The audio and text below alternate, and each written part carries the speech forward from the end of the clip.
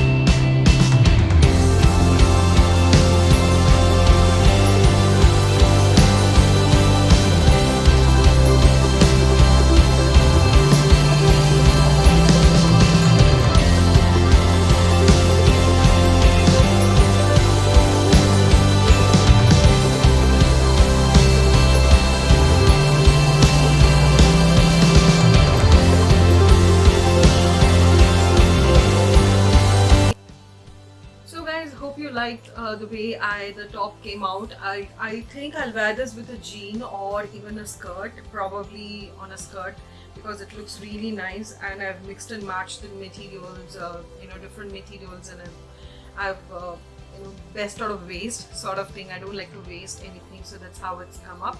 So please leave your comment as what you think about the top that I stitched, and let me know if you've tried stitching it. And don't forget to subscribe to my channel and click on the bell icon guys, so that you get intimation or notification of the next videos that I upload, right? So stay tuned and keep subscribing and show a lot of love, so that I will also post a lot of videos guys. Thank you so much. Stay beautiful. Bye.